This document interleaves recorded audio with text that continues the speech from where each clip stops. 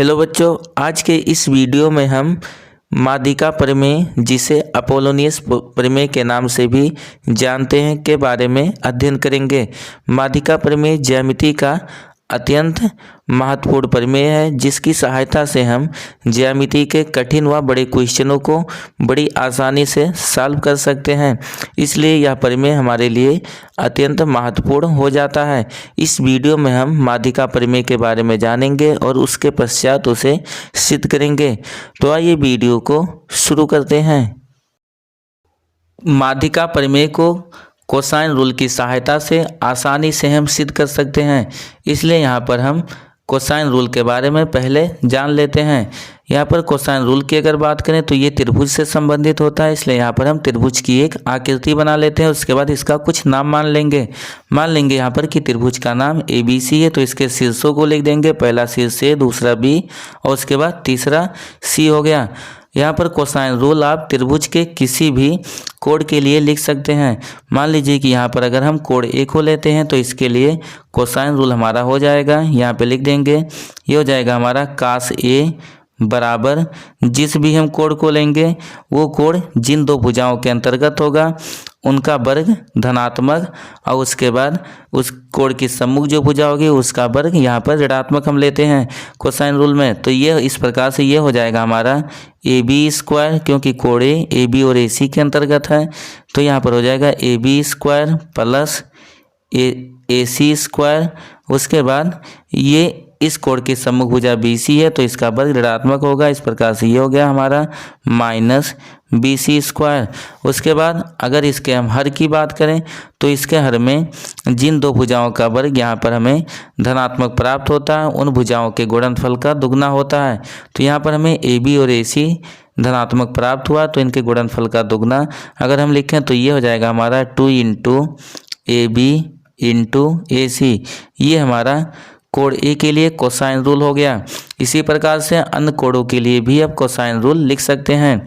अगर आप cosine rule के बारे में विस्तृत अध्ययन करना चाहते हैं तो इसका वीडियो पहले ही बनाया जा चुका है, जिसका लिंक डिस्क्रिप्शन में दिया हुआ है। आप जाकर आसानी से उस वीडियो को देख सकते हैं और उसके बाद आप कोसाइन रूल से संबंधित आपके मन में जो भी क्वेश्चन होंगे उसका आंसर आप आसानी से प्राप्त कर सकते हैं। अब यहाँ पर हम कोसाइन रूल की सहायता से ही माध्यिका प्रमेय को सिद्ध करेंगे। माध्यिका प्रमेय किसी त्रिभुज की माध्यिका ज्ञात करने की एक विधि होती है। इसलिए यहाँ पर सबसे पहले हम त्रिभुज की एक आकृति बना लेते हैं। उसके बाद यहाँ पर त्रिभुज की कोई एक माध्यिका खींच लेंगे। मान लीजिए कि हमारे पास एक त्रिभुज है जिसका यहाँ पर हम कुछ नाम मान लेते हैं। मान लेंगे कि त्रिभुज का नाम ABC है, तो इसके शीर्षों को लिख देंगे। पहला शीर्ष A, दूसरा B और उसके बाद तीसरा शीर्ष यहाँ पर C हो गया। अब इस त्रिभुज की कोई एक हम माध्यिका खींच देते हैं। मान लेते हैं कि यहाँ पर शीर्ष A से इसके सम्मुख भुजा BC पर माध्यिका खींची गई, जिसका नाम यहाँ पर AM है। तो यहाँ पर हम इसका नाम लिख देंगे AM। माध्यिका की प्रॉपर्टी हम पहले ही पढ़ चुके हैं कि माध्यिका त्रिभुज के जिस भी भुजा पर खींची जाती है उसको दो बराबर भागों में विभाजित कर देती है। इस प्रकार से यहाँ पर हो जाएगा BM बराबर MC। ये भुजा BC को दो बराबर भागों में विभाजित कर देगी। यहाँ पर हम लिख देंगे, अगर लिखना चाहें तो यहाँ पर हम लिख देंगे कि चूँकि AM त्रिभुज ABC की माध्यिका है, त्रिभुज ABC की माध्यिका है। और अगर ये त्रिभुज ABC की माध्यिका है तो ये हो जाएगा, इसलिए ये भुजा BC को दो बराबर भागों में विभाजित करेगी। और अगर ये इन भागों की हम बात करें तो इसका एक भाग BM और दूसरा भाग MC हो जाएगा, जो कि बराबर होगा। लिख देंगे यहाँ पर हम, इसलिए BM बराबर MC और ये दोनों भाग बराबर होंगे। साथ ही ये दोनों भाग इस भुजा BC के आधे के बराबर होंगे। तो यहाँ पर लिख देंगे हम BM बराबर MC बराबर ये हो जाएगा हमारा BC/2। ये हम यहाँ से कह सकते हैं कि माध्यिका सम्मुख भुजा BC को दो बराबर भागों में विभाजित की, तो इस प्रकार से हो जाएगा ये BM बराबर MC और बराबर BC/2। अब हम क्या करते हैं कि यहाँ पर आगे जो हम पढ़े हैं कि कोसाइन रूल के बारे में, उसकी सहायता से हम यहाँ पर माध्यिका प्रमेय को आसानी से सिद्ध कर सकते हैं। तो यहाँ पर अब हम अगर देखें तो हमारा जो त्रिभुज था, जब माध्यिका खींचे तो ये दो त्रिभुजों में विभाजित हो गया। इनमें से जो हमारा त्रिभुज ABM है, इसमें एक बार, और एक बार ये बड़ा वाला जो त्रिभुज हमारा ABC है, इन दोनों में हम माध्यिका प्रमेय का प्रयोग करते हैं। माध्यिका प्रमेय को ज्ञात करने के लिए हम कोसाइन रूल का प्रयोग करते हैं। तो यहाँ पर हम लिख देंगे कि पहले मान लीजिए बड़े वाले त्रिभुज को लेते हैं जिसका नाम ABC है, तो यहाँ पे लिख देंगे त्रिभुज ABC में अगर हम त्रिभुज ABC में कोसाइन रूल का प्रयोग करें तो यहाँ पर हो जाएगा हमारा कोण B के लिए हम कोसाइन रूल लिखते हैं। तो यहाँ पर हो जाएगा हमारा कास B बराबर, यहाँ पर पहले ही आपको हम बता चुके हैं कोसाइन रूल के बारे में। कोण B को लिए तो कोण B बड़े वाले त्रिभुज ABC के भुजा AB और BC के अंतर्गत है। तो यहाँ पर हो जाएगा हमारा ये AB², उसके बाद प्लस BC², और उसके बाद कोण B के अगर सम्मुख भुजा की बात करें इस त्रिभुज में तो ये AC होगा, इसलिए यहाँ पर हो जाएगा -AC²। फिर उसके बाद अगर हम इसके हर की बात करें तो यहाँ पर हमें भुजाएं AB और BC ये दोनों धनात्मक प्राप्त हुई हैं, इसलिए यहाँ पर हो जाएगा हमारा 2 × AB और इंटू ये हो गया BC। इसे यहाँ पर हम कोई इक्वेशन मान लेते हैं कि ये हमारा इक्वेशन नंबर फर्स्ट है। अब हम जो दूसरा हमारा त्रिभुज है जिसका नाम ABM है, इसको लेते हैं। यहाँ पे लिख देंगे कि त्रिभुज ABM में, इसमें भी हम कोण B के लिए कोसाइन रूल लगाते हैं, तो ये हमें प्राप्त हो जाएगा। यहाँ पर लिख देंगे कास B बराबर, अब यहाँ पर इस त्रिभुज में जो कोण B है ये भुजा AB और BM के अंतर्गत है, तो यहाँ पर ये हमारा हो जाएगा यहाँ से AB² और उसके बाद प्लस ये हो जाएगा प्लस BM² माइनस इस कोण के सम्मुख भुजा की इस त्रिभुज में बात करें तो ये AM है, तो माइनस ये हो जाएगा हमारा AM²। और उसके बाद अगर इसके हर की बात की जाए तो इसके हर में यहाँ पर हो जाएगा जो दोनों भुजाएं हमें धनात्मक यहाँ प्राप्त हुई हैं, वो एक भुजा AM और दूसरी भुजा यहाँ पर एक भुजा AB और दूसरी भुजा BM है। तो यहाँ पर इस प्रकार से ये हो जाएगा हमारा 2 × AB और इंटू ये हो जाएगा BM। आगे इसे यहाँ पर हम इक्वेशन नंबर सेकंड मान लेते हैं। अब इक्वेशन फर्स्ट और सेकंड की अगर बात की जाए तो ये जो दोनों समीकरण हैं ये समीकरण कास B के बराबर है, इसलिए यहाँ पर हम लिख देंगे कि समीकरण 1 व 2 से। अब अगर समीकरण 1 और 2 को हम देखें तो ये दोनों कास B के बराबर है, इसलिए ये आपस में भी बराबर होंगे। यहाँ से हम लिख सकते हैं, ये हमारा हो जाएगा, अगर लिखना चाहें तो यहाँ से लिख सकते हैं, हो जाएगा हमारा ये AB², उसके बाद प्लस BM² माइनस AM² और उसके बाद इसके अगर हर की बात की जाए तो इसके हर में यहाँ पर है 2 × AB और इंटू ये हमारा है BM। आगे अगर हम दूसरे पक्ष की बात करें तो दूसरे पक्ष में ये हो जाएगा हमारा AB² plus BC² AB² plus BC² minus AC² और उसके बाद इसके हर में देख लेते हैं तो इसके हर में जो दिया हुआ उसको भी यहाँ पर हम लिख देते हैं। तो हर में यहाँ पर है 2 × AB और इंटू BC है। आगे अगर हम देखें तो यहाँ पर कुछ पद कैंसिल हो रहे हैं, उनको यहाँ पर हम कैंसिल कर देते हैं। जैसे कि यहाँ पर 2 से 2 कैंसिल हो जाएगा, AB से AB कैंसिल होगा और साथ ही यहाँ पर आप BM से MC को भी कैंसिल कर सकते हैं। लेकिन यहाँ पर आप ध्यान देंगे कि जो BM है वो BC का आधा है, या फिर हम बोल सकते हैं कि जो BC होगा वो BM के दुगने के बराबर होगा। तो अगर यहाँ पर हम BM को बी सी से कैंसिल करना चाहे तो यहाँ पर हमारे पास 2 बच जाएगा। अब यहाँ पर इसको आगे अगर हम सॉल्व करें तो यहाँ पर 2 बचा है, इसको आगे सॉल्व करेंगे तो तिरछा ऐसे गुणा होगा, 2 का गुणा बाईं पक्ष के प्रत्येक पद में होगा। तो इस प्रकार से इसको हम लिख सकते हैं। ये हमारा हो जाएगा 2 इंटू ए बी स्क्वायर, उसके बाद प्लस 2 का गुणा दूसरे पद में होगा तो यहाँ पर हो जाएगा 2 इंटू बी एम स्क्वायर, और उसके बाद माइनस 2 ए एम स्क्वायर, उसके बाद बराबर इधर सब कैंसिल हो गए थे, 1 बचा था तो 1 का गुणा दाईं पक्ष के प्रत्येक पद में होगा तो इसके मान पर कोई प्रभाव नहीं पड़ेगा, इसलिए ये हो गया हमारा ए बी स्क्वायर प्लस उसके बाद बी सी स्क्वायर माइनस ए सी स्क्वायर। आगे अगर इसको हम यहाँ पर सॉल्व करें तो ये आगे हो जाएगा हमारा, यहाँ पर ए बी स्क्वायर दाईं तरफ प्लस में 1 बार है और बाईं तरफ 2 बार प्लस में है।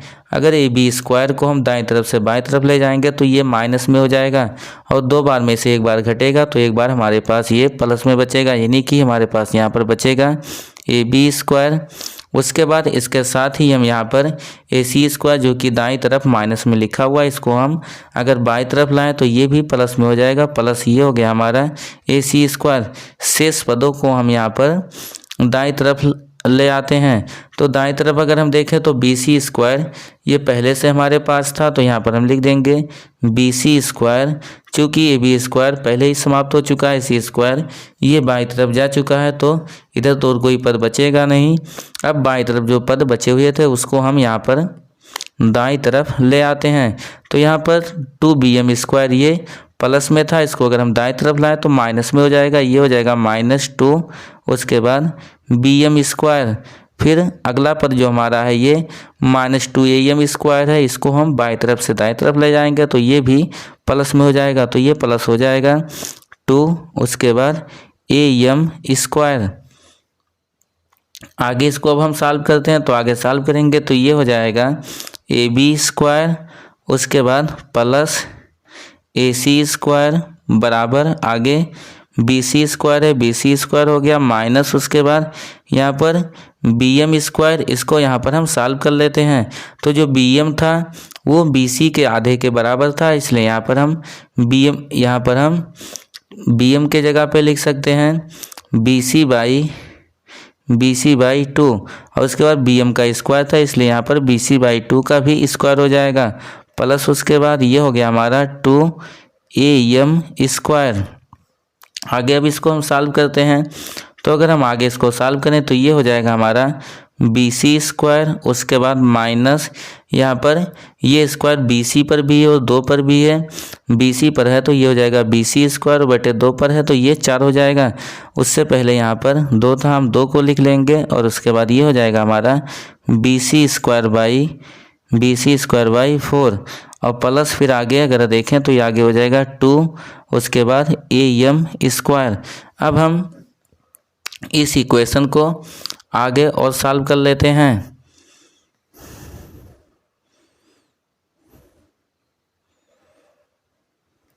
यहाँ पर अब अगर इस इक्वेशन को हम आगे सॉल्व करें तो यहाँ से हमें प्राप्त होगा, अगर बाईं तरफ की बात करें तो बाईं तरफ वाला वैसे हमारे पास है जिसमें 2 पद हैं। पहला पद हमारा ए बी स्क्वायर और उसके बाद दूसरा पद ए सी स्क्वायर है।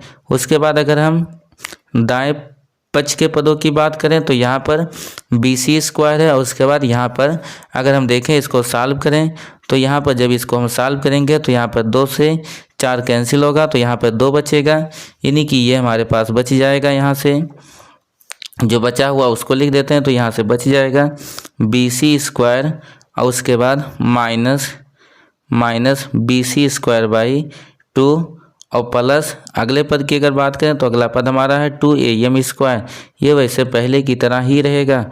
अब आगे इसको अगर हम सॉल्व करें तो ये हो जाएगा हमारा बी सी स्क्वायर में से बी सी स्क्वायर बाई 2 अगर हम घटाते हैं तो यहाँ से हमें प्राप्त हो जाएगा बी सी स्क्वायर बाई 2, और उसके बाद पहले से यहाँ पर हमारे पास है 2 ए एम स्क्वायर।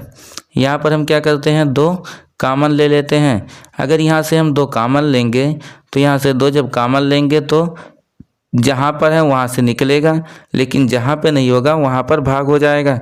तो यहाँ पर अगर देखें तो अंश में 2 नहीं है, जबकि हम 2 कॉमन लिए हैं, इसलिए यहाँ पर 2 से भाग होगा। तो यहाँ पर 2 पहले से था हर में, इसलिए यहाँ पर हो जाएगा हमारा BC²/4 और उसके बाद प्लस यहाँ से 2 था तो 2 कॉमन हो गया, केवल हमारे पास यहाँ पर AM² बचेगा।